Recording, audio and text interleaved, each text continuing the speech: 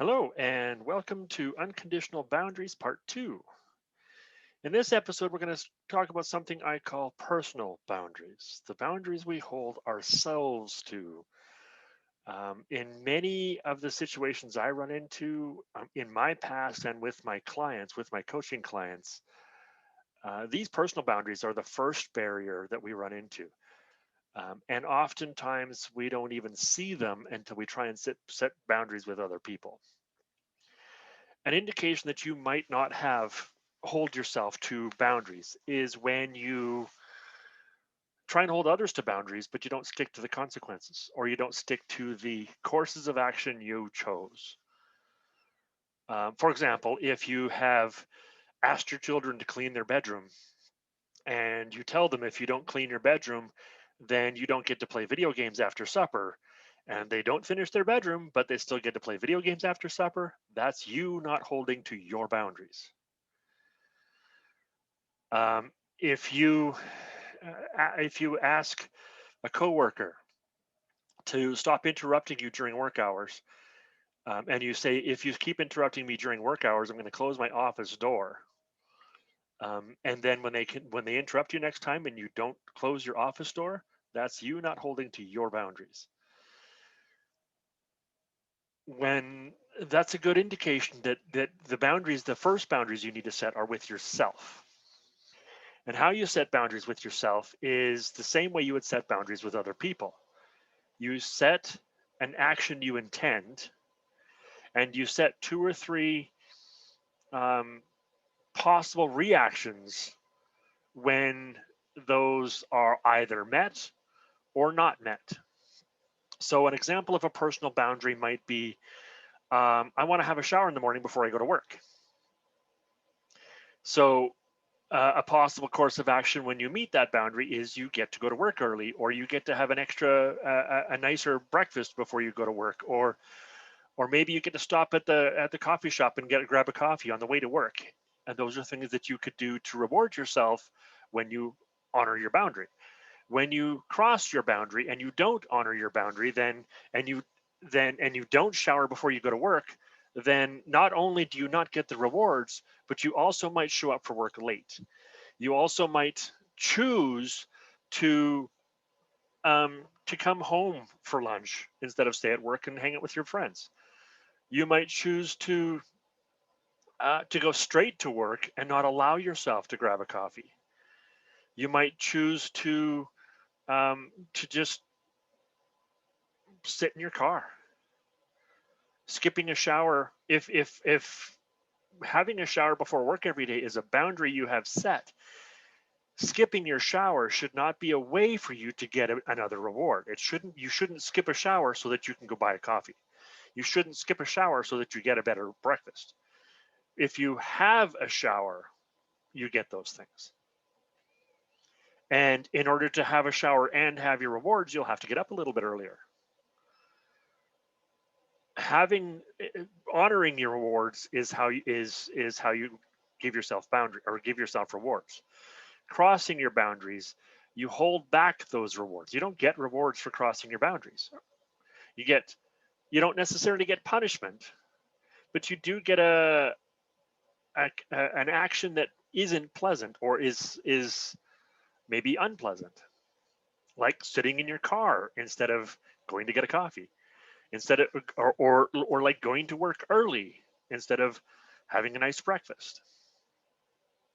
It's the when you cross your boundaries, it's important to give yourself something on both, or sorry, when you set boundaries, it's important to give yourself something on both sides of the boundaries. Give yourself two or three actions on both sides of the boundary, so that when you cross the boundary, you've pre-decided what's going to happen. You're not sitting there in the moment going, well, I don't really mind that I kind of crossed that boundary, so I'm not going to really do what I said I was going to do. That's you not honoring your boundaries. But if you've pre-decided, if I cross my boundary and I don't shower in the morning, then this is the two or three options of actions I can choose. I don't get to choose other options. If you pre-decide what's going to happen when you honor your boundaries, then you don't have to consider what I'm going to do to reward myself. I've already decided. The idea of a boundary is You're making the decisions of what happens when you honor it or when you cross it without emotional charge. You're not making those decisions through emotions, which is where most of us make most of our emotions. A lot of people say that women only make their decisions through emotions, but I promise you, just as many men do it too. All of my clients are guys, and all of their emotions or all of their decisions that they make that they don't like are made through emotions, are emotional decisions. They're just not sad emotions or lonely emotions. They're usually angry emotions. They're usually hurt emotions. And oftentimes they are rejection emotions or loneliness emotions. So the first kinds of boundaries that we need to set are boundaries with ourselves. And how you would do that is a few steps. First, you draw the line. You tell yourself, what is the boundary? In that previous example, the boundary is I want to have a shower before I go to work every morning. The second step is you put a set of actions in place to enable that boundary. So, in order to enable myself to have a shower in the morning, I want to get up with enough time to allow for that shower. If I have a 5-minute shower, I might want to get up 10 minutes earlier than I was to give myself time to get ready for the shower and have the shower and get dressed after the shower. If I have a 30-minute shower, then maybe I want to get up 45 minutes earlier to give myself some time to get ready for the shower, to have the shower, and to get ready after the shower. So the step two is to put some supporting procedures in place that allow you to honor that boundary, that make it more likely that you're going to choose the boundary. The third step you put in place is what two or three actions will you take if you honor the boundary? If you do the thing you've decided you want to do, it's important that you give yourself 2 or 3 pre-decided actions that you'll take. You want 2 or 3 because you're not always going to be able to choose the first one. Sometimes the situation doesn't call for the first one. Sometimes what you want in that moment isn't just one option, isn't just the first thing.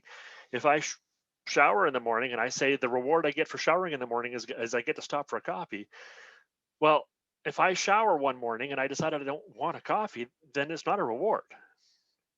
But if I give myself 2 or 3 options, I can have a nicer breakfast, I can stop for a coffee on the way to work, or maybe I can get to work early and just have some time to relax. Those are things that I can do. And then depending on what I feel like that morning, I can choose one of those 3 options as my reward when I shower. So step 3 is to choose 2 or 3 options, actions that you're going to take when you honor your boundary as kind of a reward. It's a way to tell your happy centers in your brain, your joy centers in your brain, that you like what you're doing. And we want to continue doing this. And the more you reward your brain for doing the things that you like, the more it's going to want to do those things, the more it's going to help you want to do those things. It's going to create the motivation, it's going to create the joy, it's going to create the anticipation of doing those things. And the idea there is you don't stop giving it a reward just because it's now a habit. And now that I've showered every day for 4 months, I don't necessarily want to stop giving me that reward, because then my brain's going to go, well, it's not rewarding anymore. Why do I want to keep? Why do I want to keep doing this? A habit is created, but that doesn't mean your brain doesn't still want to be rewarded for that habit. Maybe that's the thing you do for the next 10 years. When you shower before work, you get to have a coffee or a nicer breakfast or whatever the other thing is you decide. The fourth step is to create 2 to 3 actions that you take when you cross your boundary. When you cross your boundary, you don't want to be deciding how much to hate yourself in the moment, as that's typically the way we all hurt our own self-esteem. We tell ourselves, I did something wrong, I don't like what I did, I must be a bad person, or I feel bad for that, or whatever the story is we tell ourselves. And the way to prevent that is by simply giving yourself an action. I didn't shower this morning. Oh, okay. Well, if I didn't shower this morning, then let's just go straight to work without stopping for a coffee or having a nicer breakfast or whatever the other things were. let's just go straight to work and sit in my car and meditate to try and put myself into the mood I want to be in for work.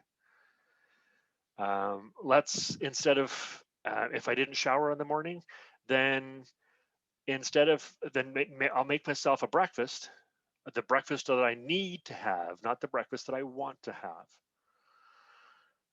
It'll be the breakfast that gives me the nutrients, and maybe I'll put in a few more things that I wouldn't normally enjoy in breakfast. But they're things that I know that I have. Like if I know I want to eat more spinach, but I don't really like spinach, then maybe I'll put some spinach in my breakfast. If I know that I want to eat more calories, but I don't actually, but I'm trying to watch my calories, then maybe I'll put some more calories in my breakfast. Not to get fat, not to add weight, but to make the experience less of what I wanted it to be.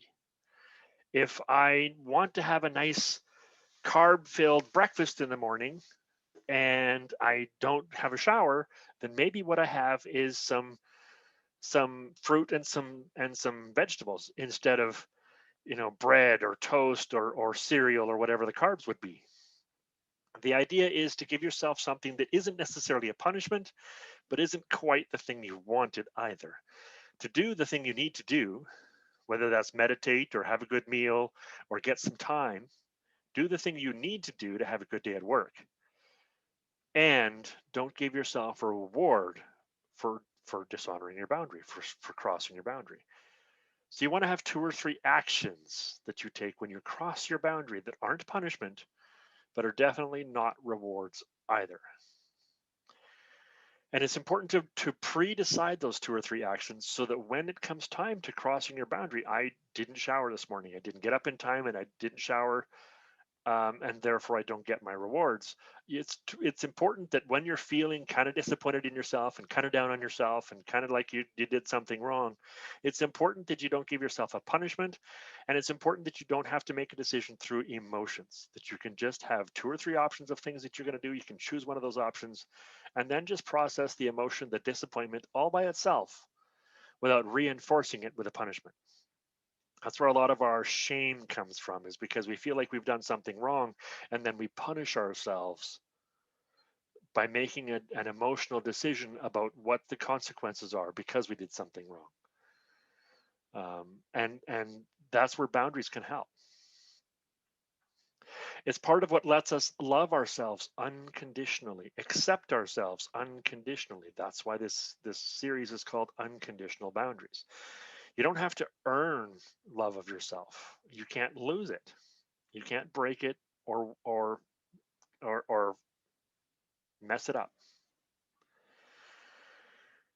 What you can do is love yourself unconditionally, whether you cross your boundaries or whether you honor your boundaries. And if you have these decisions in place, these actions in place for what to do when you honor your boundaries and what you do when you cross your boundaries, if those decisions are in place, then you can focus your emotions on feeling the good or the bad, the disappointment or the joy, whatever the feeling happens to be, without reinforcing those feelings with the action.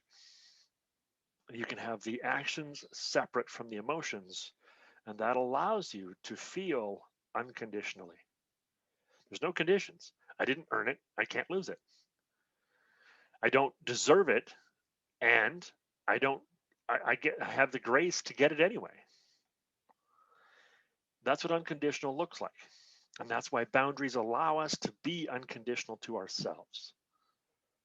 It's important that you get to make the decisions about your daily life without having your emotions depend on those decisions, or your decisions depend on those emotions. Emotions and decisions don't have to correlate or correlate. That might be the word I was looking for. The decisions that we make don't have to be made through emotions, and the emotions that we have don't have to come from our decisions. We can have emotions, we can have feelings, we can feel disappointed or angry about the things that we did. We can feel lonely or separate because of something that happened. And we can make a decision about what to do about the thing that happened separate from those emotions. That allows us to have unconditional boundaries, to choose our boundaries unconditionally, and it allows us to feel our emotions unconditionally. It allows us to be the person, the man or woman that we want to be. And that's important. The other thing we want to do with boundaries is we want to know what to do when we start feeling bad for crossing our boundaries over and over and over again. If we don't feel our boundaries are giving us the results we want, often we just default to thinking, crap, I'm just horrible at this stuff. I'm just a bad person. I'm not ready for this. I'm not good enough for this. I'm not enough. I'm not whatever. And instead, when your boundaries aren't giving you the results you want consistently, it's not because you're doing something wrong. It's because your boundaries just need to be adjusted. If you're not having a shower every morning before work and you've set a boundary down with all of the actions for when you honor them and all of the actions when you cross them, and you find that you're crossing those boundaries and not having a shower more often than what you want, say half the time you're not showering or 80% of the time you're not showering before work, then that doesn't mean you're a bad person who doesn't shower. It just means that the boundary doesn't work. Maybe you just change the boundary to showering in the evening instead of in the morning. Maybe you just change the boundary to showering at lunchtime instead of before work. Maybe you just change the boundary to um, go to bed earlier so that you can get up earlier. Maybe you just create another boundary around bedtime, around your bedtime routine. Maybe you create another boundary around your morning routine. It doesn't mean that you're a bad person or that you're doing something wrong. When you're not getting the result that you want, it simply means you need to adjust your boundaries. And the more we can learn to adjust our boundaries, the more we can unconditionally love and accept ourselves and our actions and the things that we do with our lives and where we go. The happier we can choose to be regardless of the results we get. And the more we're allowed to allow our boundaries to make our decisions for us, and therefore we make our decisions through boundaries.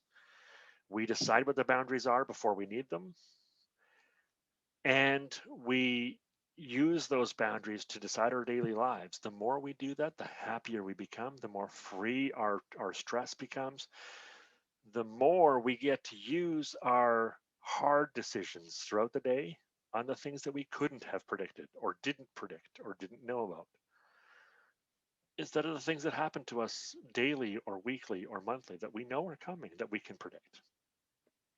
Use boundaries to make those decisions so that you don't have to use your emotions or your reactions or your brain power every day to make those decisions. That's another way that we become unconditional.